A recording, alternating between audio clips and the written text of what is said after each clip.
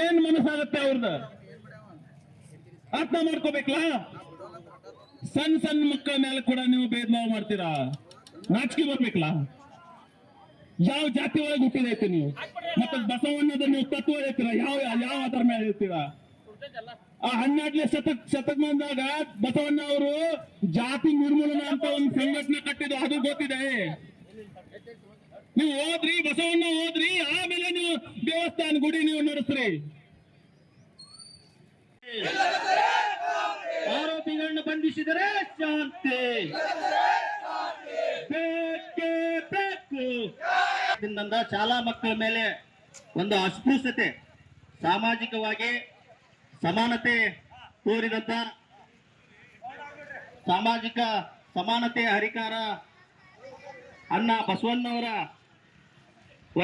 ಬಸವೇಶ್ವರ ದೇವಸ್ಥಾನ ಒಂದು ಅಸಮಾನತೆ ಹಾಗೂ ಶಾಲಾ ಮಕ್ಕಳ ಮೇಲೆ ಅಸ್ಪೃಶ್ಯತೆ ಮಾಡುವಂತ ಒಂದು ಅಮಾನವೀಯ ಘಟನೆ ನಮ್ಮ ಖಾನಾಪುರ ತಾಲೂಕಿನ ಚಿಕ್ಕಂಗ್ರೋಳಿ ಗ್ರಾಮದಲ್ಲಿ ನಡೆದಿದೆ. ಸ್ವತಂತ್ರ ಸಿಕ್ಕು 80 ವರ್ಷ ಗತಿಸಿದರೂ ಕೂಡ ಇದುವರೆಗೂ ಒಂದು ಸಮಾನತೆ ಇಲ್ಲ ಅಂತಂದ್ರೆ ಇದು ಆಗೈತಿ.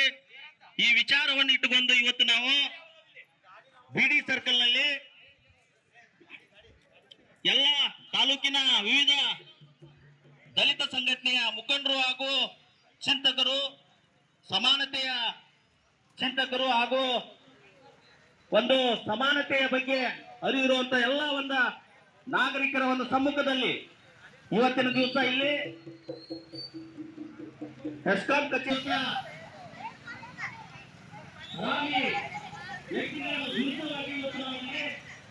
ಎಲ್ಲರ ಸಮ್ಮುಖದಲ್ಲಿ ಪ್ರತಿಭಟನೆ ಹಮ್ಮಿಕೊಂಡಿದ್ದೀವಿ. ಯಾಕಂದ್ರೆ ನಿರಂತರವಾಗಿ ದಲಿತರ ಮೇಲೆ ಶೋಷಣೆ, ದೌರ್ಜನ್ಯ, ಜಾತಿ ನಿಂದನೆ, ಅಸ್ಪೃಶ್ಯತೆ ಹೀಗಿದ್ದಾರೆ. ಇದಕ್ಕಾಗಿ ಇಲಾಖೆಗಳಿದ್ದಾವೆ. ಇಷ್ಟಿದ್ರೂ ಕೂಡ ಇಂಥ ಒಂದು ಸಂವಿಧಾನ ಅಡಿಯಲ್ಲಿ ಎಲ್ಲ ಒಂದು ಭಾರತದ ಪ್ರಜೆಗಳು ನಾವೆಲ್ಲರೂ ಬದುಕುವಂತ ಸಂದರ್ಭದಲ್ಲಿ ಒಂದು ಶಾಲಾ ಮಕ್ಕಳ ಮೇಲೆ ಇಂಥ ಒಂದು ಕೃತ್ಯ ನಡೀತದೆ ಅಂದ್ರೆ ಇದು ಇನ್ನೂ ಎಷ್ಟರ ಮಟ್ಟಿಗೆ. ಮೊನ್ನೆ ಏನು ಘಟನೆ ಆಗಿತ್ತು ಹಿರಿಯಂಗ್ರೋಳಿ ಗ್ರಾಮದಲ್ಲಿ, ಘಟನೆ ಆದ ನಂತರ ಮೊನ್ನೆ ಡಿಎಸ್ಪಿ ಬೈಲಹೊಂಗಲ ಸಾಹೇಬರು ಅದನ್ನ ತನಿಖೆಯನ್ನ ಚುರುಕುಗೊಳಿಸಿ ಈಗಾಗಲೇ ಅದನ್ನ ಸಂಬಂಧಪಟ್ಟವ್ರ ಮೇಲೆ ಯಾರು ತಪ್ಪಿತಸ್ಥರಿದ್ದಾರೆ ಅವ್ರ ಮೇಲೆ ಆಲ್ರೆಡಿ ಕ್ರಮ ತಗೊಂಡಿದ್ದಾರೆ. ಅವ್ರನ್ನ ದಸ್ತಗಿರಿ ಮಾಡಿ ಆಲ್ರೆಡಿ ಜೈಲಿಗೂ ಕೂಡ ಕಳಿಸಿದ್ದಾರೆ. ಮುಂದೆ ಇಂಥ ಘಟನೆಗಳು ಆಗಬಾರದು ಅನ್ನೋದು ಒಂದು ಎಲ್ಲರ ಒಂದು ಕಳಕಳಿ. ಈ ಒಂದು ಹಳ್ಳಿಯಲ್ಲಿ ಆಗಿದೆ, ನಾಳೆ ಮತ್ತೊಂದು ಹಳ್ಳಿಯಲ್ಲಿ ಆಗಬಾರ್ದು. ಎಲ್ಲರೂ ಒಕ್ಕಟ್ಟಾಗಿ ಬದುಕಬೇಕು ಸಮಾಜದಲ್ಲಿ. ಸೊ ಇಂಥದ್ದೇನೇ ಇಂಥ ಪ್ರಕರಣಗಳಾದ್ರೂ ಕೂಡ ನಾವು ನಿರ್ದಾಕ್ಷಿಣ್ಯವಾಗಿ ಕ್ರಮ ತಗೊಳ್ಳಿಕ್ಕೆ ನಾವೇನು ಹಿಂಜರಿಯೋದಿಲ್ಲ. ನಮ್ಮ ಮುಖಾಂತರ ಹೇಳೋದಷ್ಟೇ, ತಾವೇನು ಮನವಿಯನ್ನು ಮಾಡಿದಿರಿ ಅದನ್ನ ತನಿಖೆಯನ್ನ ಮಾಡಿ ಮಾನ್ಯ DSP ಸಾಹೇಬರು ಈಗಾಗಲೇ ಅವ್ರ ಮೇಲೆ ದಸ್ತಗಿರಿಯನ್ನು ಮಾಡಿ ನ್ಯಾಯಾಂಗ ಬಂಧನ ಕಳಿಸಿದ್ದಾರೆ. ಸೊ ಮತ್ತೆ ಇಂಥ ಘಟನೆಗಳಾಗದ ರೀತಿಯಲ್ಲಿ ಮುನ್ನೆಚ್ಚರಿಕವಾಗಿ ನಾವು ಕೂಡ ಕ್ರಮವನ್ನು ವಹಿಸ್ತೇವೆ. ಇಂಥ ಘಟನೆಗಳಿಗೆ ಕೂಡ ನಾವು ಆಸ್ಪದ ಕೊಡೋದಿಲ್ಲ. ಅಂಥವ್ರ ಮೇಲೆ ನಿರ್ದಾಕ್ಷಿಣ್ಯವಾಗಿ ಕ್ರಮ ತಗೋತ ಅಂತ ಹೇಳ್ತಾ नम्मಲ್ಲಿ ಮನವಿಯನ್ನು ಮಾಡ್ತೇವೆ.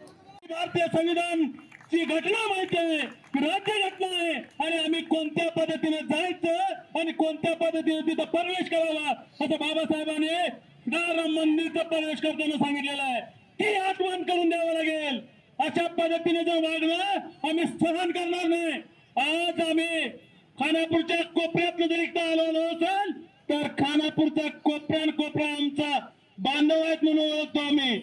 आणि या बांधवप्रमाणे तुम्ही सगळ्यांनी जर राहिलं नाही तर उद्याच्या उद्या आज चॅलेंज करतो 3 ते 4 दिवसामध्ये जर ते मंदिर मधल्या पुजाऱ्याने कोणी त्या माणसाने जे अन्याय केलाय किंवा अपमान केलाय त्यांना जर आदेश केला नाही तर याचा पुढचा परिणाम ते मंदिर ताब्यात घेतल्याशिवाय राहणार नाही. हे मात्र लक्षात ठेवा प्रशासनाने. अरे लहान मुलाने तुमचं काय वाकडे केलं होतं? अरे ते लहान मुलं आहेत ना, तुम्ही म्हणता ना ते लहान मुलं म्हणजे देवाघरची फुलं म्हणता. अरे लहान मुलावरती अन्याय करत असताना तुम्हाला लाजा कशा वाटत नाहीत? मला जरा माहित का तुम्ही माणसाला माणुसकीचा मान देत नाही का तुम्ही? अरे लहान मुलाला तुम्ही जात ओळखून देता का त्यांना? अरे 3 वर्षाच्या मुलाला तुम्ही जात समजून देता काय? शांत असलेल्या खानापूर तालुक्याला शांततेचा संदेश आम्ही दिलेला आहे. आणि जर करता हा शांततेचा संदेश तुम्ही जर तापवायचा असेल तर त्याचा परिणाम वेगळा होईल. हेही देखील प्रशासनाने कान आणि डोळे सोडून ऐकावं. कारण लहान मुलावरती झालेला परिणाम त्याच्या पुढच्या भविष्यावरती किंवा त्याच्या माइंड वरती होतो हे देखील तुम्ही समजून घेणं गरजेचं आहे. 16/5/2022 ತಾರೀಕಿಗೆ ಅಲ್ಲಿ ಊಟದ ವ್ಯವಸ್ಥೆ ಇದ್ದಾಗ ಊಟ ಮಾಡ್ಲಿಕ್ಕಂತ ಹೋದಾಗ ಅಲ್ಲಿದ್ದಂತ ಸವರ್ಣೀಯರು ಅವರು ಊಟ ಮಾಡ್ಲಿಕ್ಕೆ ತಾಟ್ ತಗೊಂಡಾಗ ನೀನು ಕನಿಷ್ಠ ಜಾತಿಗೆ ಸೇರಿದ ವ್ಯಕ್ತಿಯಾಗಿರು. ತದನಂತರ ಮುಂದಿನ ಅಮಾವಾಸ್ಯೆ ಅಂತಂದ್ರೆ 15/6/2026 ತಾರೀಕಿಗೆ ಅದೇ ದೇವಸ್ಥಾನದಲ್ಲಿ ಅದೇ ವ್ಯಕ್ತಿಗಳು ಸಾರ್ವಜನಿಕವಾದಂತಹ ಮಹಾಪ್ರಸಾದವನ್ನು ಏರ್ಪಾಡು ಮಾಡಿರ್ತಾರೆ. ಆ ಟೈಮಿನಲ್ಲಿ ಶಾಲಾ ವಿದ್ಯಾರ್ಥಿಗಳು ಊಟಕ್ಕೆ ಬರುವಂತೆ ಶಾಲಾ ವಿದ್ಯಾರ್ಥಿಗಳಿಗೆ ಆಹ್ವಾನ ನೀಡಿರ್ತಾರೆ. ಸುಮಾರು 20 ರಿಂದ 25 ಪ್ರಾಥಮಿಕ ಶಾಲೆಯ ವಿದ್ಯಾರ್ಥಿಗಳು ಗ್ರಾಮದಲ್ಲಿ ಊಟಕ್ಕೆ ಹೋಗಿರ್ತಾರೆ ಬಸವೇಶ್ವರ ದೇವಸ್ಥಾನದಲ್ಲಿ. ಆ ಸುಮಾರು 20 ರಿಂದ 25 ವಿದ್ಯಾರ್ಥಿಗಳಲ್ಲಿ 4 ಜನ ದಲಿತ ವಿದ್ಯಾರ್ಥಿಗಳನ್ನ ಗುರುತಿಸಿ ಅವರನ್ನ ಇತರೆ ಅಂದ್ರೆ ಸವರ್ಣ ಜಾತಿಯ ಮಕ್ಕಳಿಂದ ಬೇರ್ಪಡಿಸಿ ನೀವು ಕೀಳು ಜಾತಿಗೆ ಸೇರಿದವರು, ನಿಮಗೆ ಇಲ್ಲೇ ತಟ್ಟೆಯಲ್ಲಿ ಊಟ ನೀಡಕ್ ಆಗೋದಿಲ್ಲ, ನೀವು ಮನೆಗೆ ಹೋಗಿ ತಗೊಂಡು ತಟ್ಟೆ ತಗೊಂಬರ್ರಿ ಅವಾಗ ಊಟ ಕೊಡ್ತೇವೆ ಅಂತ ಹೇಳಿ ಅಮಾನವೀಯ ಕೃತ್ಯವನ್ನು ಎಸಗಿದ್ದಾರೆ. ಆ ಮಕ್ಕಳು ಮನೆಯಿಂದ ಶಾಲೆಗೆ ಬಿಸಿ ಊಟವನ್ನು ಮಾಡಲಿಕ್ಕೆ ತೆಗೆದುಕೊಂಡಂತ ತಟ್ಟೆಯನ್ನ ಆ ದೇವಸ್ಥಾನದಿಂದ 1 ಕಿಲೋಮೀಟರ್ ದೂರಗಡೆ ಹೋಗಿ ಶಾಲೆಯಿಂದ ಆ ತಟ್ಟೆಯನ್ನು ತೆಗೆದುಕೊಂಡು ಹೋಗಿ ಊಟ ನೀಡುವಂತ ವಿನಿಸಿಕೊಂಡಾಗ ಅವರನ್ನ ಇತರರ ಜೊತೆಗೆ ಬೆರೆಯಲು ಬಿಡದೆ ಸಪರೇಟ್ ಆಗಿ ಕುಂಡ್ರಿಸಿದ್ದಾರೆ, ಜಾತೀಯತೆಯನ್ನು ಎತ್ತಿ ತೋರಿಸಿದ್ದಾರೆ. ಈ ವಿಷಯ ನಮ್ಮ ಗಮನಕ್ಕೆ ಬಂದ ನಂತರ ನಾವು ಸ್ಥಳಕ್ಕೆ ಹೋಗಿ ಭೇಟಿ ಕೊಟ್ಟಾಗ ವಿಷಯ ಸತ್ಯ ಆಧಾರಿತ ವಿಷಯವಾಗಿತ್ತು. ಇದರ ಬಗ್ಗೆ ಚರ್ಚೆ ಮಾಡಿದ್ವಿ. ತಾಲೂಕಾ ತಹಸೀಲ್ದಾರ್ ಬಂದಿದ್ರು, ಸಮಾಜ ಕಲ್ಯಾಣ ಅಧಿಕಾರಿಗಳು ಬಂದಿದ್ರು, ನಮ್ಮ ನಂದಗಡ ಪೊಲೀಸ್ ಠಾಣೆ CBI ಸಾಹೇಬರು ಸ್ಥಳಕ್ಕೆ ಬಂದಿದ್ರು. ಈ ವಿಚಾರವಾಗಿ ಕುಲಂಕುಷಿ ವಿಚಾರ ಮಾಡಿ ಇದು ನಡೆದಿದ್ದ ಘಟನೆ ಸತ್ಯ ಇದೆ, ಈ ಕಾಲದಲ್ಲಿ ಅನಿಷ್ಟ ಪಿಡುಗನ್ನ ತೊಡೆದು ಹಾಕಬೇಕಂತ ಹೇಳಿ ವಿಚಾರ ಮಾಡಿಕೊಂಡು ಅದಕ್ಕೆ ರೂಪಿಸಿದಂತ ಕಾನೂನಿನ ಅಡಿಯಲ್ಲಿ ನಂದಗಡ ಪೊಲೀಸ್ ಠಾಣೆಯಲ್ಲಿ ದಿನಾಂಕ 23/6/2026 ಗ್ರಾಮದ 4 ಜನ ಈ ಒಂದು ಕೃತ್ಯವನ್ನು ಎಸಗಿದಂತ ಹೇಡಿಗಳ ವಿರುದ್ಧ ನಾವು FIR ಅನ್ನು ದಾಖಲು ಮಾಡಿದ್ದೀವಿ. FIR ದಾಖಲಾಗಿ ಇವತ್ತಿಗೆ 4 ದಿನ ಕಳೆದರೂ ಸಹಿತ ಆರೋಪಿಗಳನ್ನ ಬಂಧಿಸುವಲ್ಲಿ ವಿಳಂಬ ನೀತಿಯನ್ನ ಅನುಸರಿಸ್ತಾ ಇದ್ದಾರೆ. ಆ ವಿಳಂಬ ನೀತಿ ಏಕೆ ಅನ್ನುವಂತ ಪ್ರಶ್ನೆಯೊಂದಿಗೆ ಮತ್ತು ಇಂಥ ಒಂದು ಮುಂದುವರೆದ ಆಧುನಿಕ ಯುಗದಲ್ಲಿಯೂ ಕೂಡ ಈ ಸಾಮಾಜಿಕ ಪಿಡುಗನ್ನ ಶಾಲಾ ಮಕ್ಕಳ ಮೇಲೆ ಏಕೆ ಹೇರ್ತಾ ಇದ್ದೀರಿ ಅನ್ನತಕ್ಕಂಥ ವಿಷಯವನ್ನು ಇಟ್ಕೊಂಡು ಇವತ್ತು ಬಿಡಿ ಗ್ರಾಮದಲ್ಲಿ ಎಲ್ಲ ದಲಿತ ಮುಖಂಡರು ಒಂದಾಗಿ ಈ ವಿಷಯವನ್ನು ಖಂಡಿಸಿ ಆರೋಪಿಗಳನ್ನು ಬಂಧಿಸಿ ಅವರಿಗೆ ತಕ್ಕವಾದಂತಹ ಕಾನೂನಿನ ಅಡಿಯಲ್ಲಿ ಶಿಕ್ಷೆಯನ್ನು ವಿಧಿಸಿ ನೊಂದವರಿಗೆ ನ್ಯಾಯವನ್ನು ಕೊಡಿಸುವ ನಿಟ್ಟಿನಲ್ಲಿ ಇವತ್ತಿನ ದಿವಸ ಹೋರಾಟವನ್ನು ಹಮ್ಮಿಕೊಂಡಿದ್ದೇವೆ. ಈ ಹೋರಾಟಕ್ಕೆ ಸಾಕಷ್ಟು ರೀತಿಯಲ್ಲಿ ವಿಶ್ವಗುರು ಬಸವಣ್ಣ, ಮಹಾತ್ಮ ಜ್ಯೋತಿಬಾ ಫುಲೆ, ಛತ್ರಪತಿ ಶಾಹು ಮಹಾರಾಜ್, ಮಾತೆ ಮಹಾತ್ಮ ಜ್ಯೋತಿಬಾ ಫುಲೆ, ಮಾತೆ ಸಾವಿತ್ರಿಬಾಯಿ ಫುಲೆ ಮುಂತಾದ ಸಾಮಾಜಿಕ ಪರಿವರ್ತನೆ ಚಳವಳಿಗಾರರು ಹುಟ್ಟಿದಂತ ನಾಡು. ಡಾಕ್ಟರ್ ಬಾಬಾ ಸಾಹೇಬ್ ಅಂಬೇಡ್ಕರ್ ಅವರು ಶತಶತಮಾನಗಳಿಂದ ಈ ಅಸ್ಪೃಶ್ಯತೆಯನ್ನು ಅನುಭವಿಸಿಕೊಂಡು ಬಂದಂತ ಈ ಸಮುದಾಯಕ್ಕೆ ಸಾಕಷ್ಟು ಪ್ರಯತ್ನಗಳನ್ನು ಮಾಡಿ ಈ ದೇಶಕ್ಕೆ ಸ್ವಾತಂತ್ರ್ಯ ಸಿಗುವ ಪೂರ್ವದಲ್ಲಿ 1946 ಒಳಗ ಈ ಭಾರತ ದೇಶ ಸ್ವತಂತ್ರವನ್ನು ಗೊಳಿಸ್ತೀವಿ ಅಂತೇಳಿ ಹೇಳಿದಾಗ ಡಾಕ್ಟರ್ ಬಾಬಾ ಸಾಹೇಬ್ ಅಂಬೇಡ್ಕರ್ ಅವರು ಈ ಸ್ವಾತಂತ್ರ್ಯ ಚಳವಳಿ ಭಾಗವಹಿಸಿ ನಂತರ ದಿನಮಾನದೊಳಗ ಬ್ರಿಟಿಷರು ಈ ದೇಶ ಬಿಟ್ಟು ಹೋಗ್ತೇವೆ ಅಂತ ಹೇಳಿದಾಗ ನೀವು ನಿಮ್ಮದೇ ಆದಂತ ಕಾನೂನನ್ನು ಬರ್ಕೋಬೇಕು, ಘಟನೆಯನ್ನು ಬರ್ಕೋಬೇಕು, ಸಂವಿಧಾನವನ್ನು ಬರ್ಕೋಬೇಕು ಅಂತೇಳಿ ಬ್ರಿಟಿಷರು ಹೇಳಿದಾಗ ಈ ದೇಶಕ್ಕೆ ಸ್ವಾತಂತ್ರ್ಯ ಸಿಗುವಕ್ಕಿಂತ ಮೊದಲು ಅಂದ್ರೆ 1946 ಒಳಗೆ ಈ ಸಂವಿಧಾನವನ್ನು ಬರ್ಕೊಂಡ್ರೆ ಅಂತ ಹೇಳಿದಾಗ ಬಾಬಾ ಸಾಹೇಬ್ ಅಂಬೇಡ್ಕರ್ ಸಂವಿಧಾನ ಸಮಿತಿಯಿಂದ ಸೋಲಿಸ್ತಾರೆ.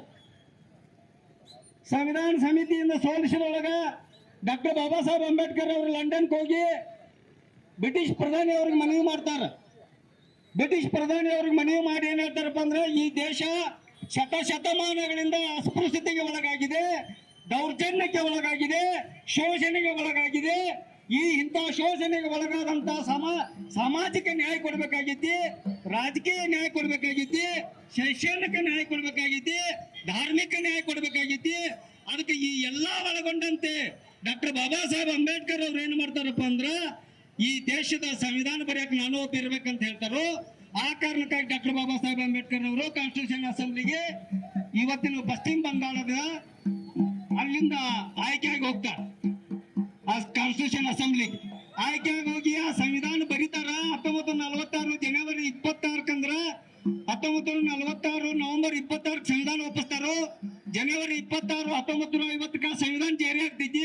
ಸಂವಿಧಾನದೊಳಗ ಏನು ಬರೀತಾರಪ್ಪ ಡಾಕ್ಟರ್ ಬಾಬಾ ಸಾಹೇಬ್ ಅಂಬೇಡ್ಕರ್ ಅಂದ್ರ, liberty, equality, fraternity and social justice ಅಂದ್ರ ಸಾಮಾಜಿಕ, ಆರ್ಥಿಕ, ರಾಜಕೀಯ, ಶೈಕ್ಷಣಿಕ ಮತ್ತು ಧಾರ್ಮಿಕ ಎಲ್ಲಾ ರೀತಿಯಲ್ಲಿ ಈ ದೌರ್ಜನ್ಯಕ್ಕೊಳಗಾದ, ಶೋಷಣೆಗೊಳಗಾದ ಈ ಜನಾಂಗಕ್ಕೆ ನ್ಯಾಯ ಕೊಡಬೇಕಂತೇಳಿ ಅಸ್ಪೃಶ್ಯತಾ ಕಾನೂನನ್ನ, ಅಟ್ರಾಸಿಟಿ ಕಾನೂನನ್ನ ಕಾನ್ಸ್ಟಿಟ್ಯೂಷನ್ ಒಳಗ ಹಾಕ್ತಾರ. ಹಾಕಿ ಈ ಯಾರು ಈ ಅಸ್ಪೃಶ್ಯತಾ ಆಚರಣೆ ಮಾಡ್ತಾರೋ ಅವ್ರ ಮ್ಯಾಗ ಕಾನೂನು ಕ್ರಮ ಆಗಬೇಕು ಅಂತ ಹೇಳಿ ಡಾಕ್ಟರ್ ಬಾಬಾ ಸಾಹೇಬ್ ಅಂಬೇಡ್ಕರ್ ಬರ್ದಿದ್ದ. ಹಂಗಾದ್ರೆ ನಾವು ಈಗ 1950 ಸಂವಿಧಾನ ಸಿಕ್ತು, 47 ದೇಶಕ್ಕೆ ಸ್ವಾತಂತ್ರ್ಯ ಸಿಕ್ತು. ಆದ್ರೆ ಇವತ್ತು ನಾವು 70-80 ವರ್ಷ ಆದ್ರೆ ಈ ಭಾರತ ದೇಶದೊಳಗ ಅಸ್ಪೃಶ್ಯತೆ ಆಚರಣೆಯೊಳಗೆ ನಾವಿದೆ ಬಂದ್ರ ಜಗತ್ತ ಎಲ್ಲ ನಮ್ಮ ಕಡೆ ನೋಡ್ತಿದ್ದಿ. ಇನ್ನ ಇವ್ರು ಎಷ್ಟು ಹಿಂದಿದಾರಂತೆ. ಮಾನವರಾಗಿ ನೋಡ್ಲಿಲ್ಲ ಅಂದ್ರ ಈ ಜನಾಂಗ ಯಾವ ಮನಸ್ಥಿತಿ ಒಳಗೆ ಐತಿ ಅನ್ನುವಂತ ಒಂದು ವ್ಯವಸ್ಥೆ ಕಂಡು ಬರ್ತೈತಿ. ಅದಕ್ಕಾಗಿ ಶಾಲಾ ಮಕ್ಕಳು ಚಿಕ್ಕಂದ್ರೊಳಿಯಲ್ಲಿ ಬಸವನಗುಡಿಯಲ್ಲಿ ಊಟಕ್ಕೆ ಹೋದಾಗ ನೀವು ಸ್ಪೆಷಲ್ ಆಗಿ ನಿಮ್ಮ ಮನೆಯಿಂದ ತಾಟ್ಗಳನ್ನು ತಗೊಂಡು ಬರ್ರಿ, ದೂರ ಕುಂಡ್ರಿ, ನಿಮಗೆ ಮ್ಯಾಗಿಂದ ನೀಡ್ತೀವಿ. ಇಂಥ ಅಸ್ಪೃಶ್ಯತೆಯನ್ನ ನಮ್ಮ ಮಕ್ಕಳ ಮ್ಯಾಗ ಹೇರ್ತಾ ಇದ್ದಾರೆ ಅಂದ್ರ ನಮ್ಮ ಸಂವಿಧಾನಕ್ಕೆ ಎಷ್ಟು ಬೆಲೆ ಐತಿ, ಸ್ವಾತಂತ್ರ್ಯಕ್ಕೆ ಎಷ್ಟು ಬೆಲೆ ಐತಿ, ಕಾನೂನಿಗೆ ಎಷ್ಟು ಬೆಲೆ ಐತಿ. ಈ ಕಾನೂನು ಪ್ರಕಾರ ಅವ್ರಿಗೆ ಕಾನೂನಿನ ಯೋಗ್ಯ ಕಾನೂನು ಕ್ರಮ ತಗೊಂಡು ಅವ್ರನ್ನ ಅರೆಸ್ಟ್ ಮಾಡಬೇಕಾಗಿತ್ತು. ಯಾಕೆ ಇನ್ನ ಅರೆಸ್ಟ್ ಮಾಡಿಲ್ಲ ಅನ್ನೋದಕ್ಕಾಗಿ ಈ ನಮ್ಮ ದಲಿತ ಮುಖಂಡರು, ಖಾನಾಪುರದ ಈ ವಿವಿಧ ದಲಿತ ಸಂಘಟನೆಗಳ ಹೋರಾಟಗಾರರು ಇವತ್ತು ಭಾಗವಹಿಸಿ ಆ ಅರೆಸ್ಟ್